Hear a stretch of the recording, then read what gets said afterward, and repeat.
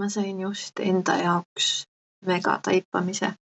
Ma võtsin endale kaarte ja ühe kaardiga seoses tuli nagu huvitav mõte välja, mis nagu ütleb, raha hiilib samamoodi tagauksest välja, nagu ta tuli.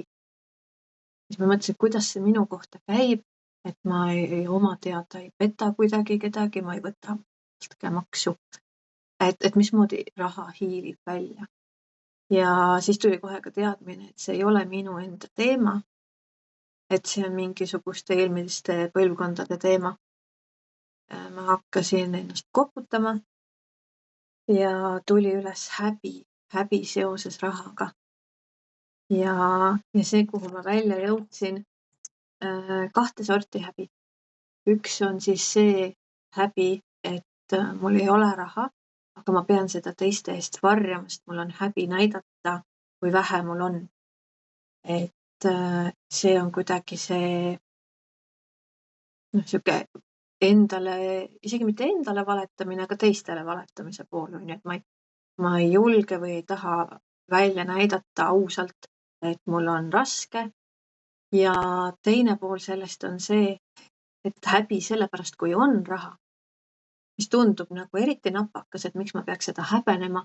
Aga kui sa võib-olla tagasi mõtled, eriti mingisugune 20-30 aastat tagasi, mul tuli meelde, kuidas minu isa käis Soomes tööl, sai päris head palka seal ja me saime esimese nagu välismaise teleka endale ja miskipärast me pidime siis varjama seda tükk aega lähedaste eest, et meil nüüd on see kallis telekas, ehkki ilmselt ei olnud väga kallis, lihtsalt oli nagu parem kui mingisugune keskmine veneaegne telekas.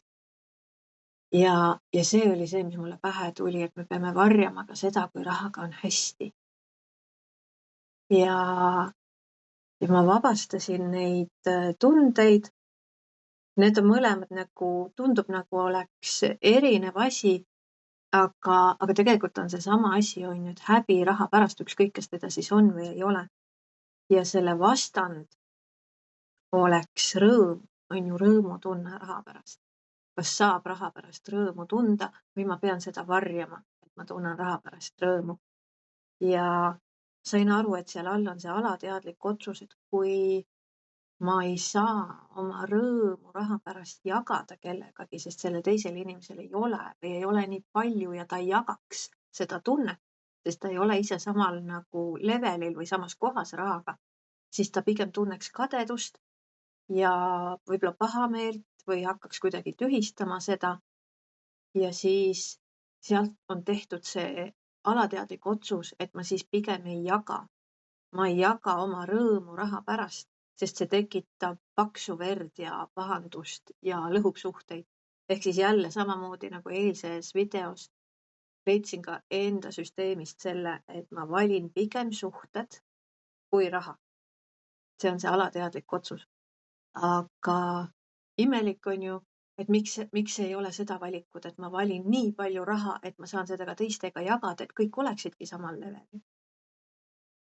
Ja see mõte tekitab nagu hoopis paremat tunnet ja hoopis kergemat energiat, et isegi kui sellel teisel inimesel mu kõrval ei ole seda raha ja ta ei saa minuga koos rõõmustada, siis ma saaks oma raha ju temaga jagada. Me saaksime koos selle üle rõõmustada. Et selline mõte teile tänasesse ja andke teada, kui te leiate enda süsteemist midagi sarnast.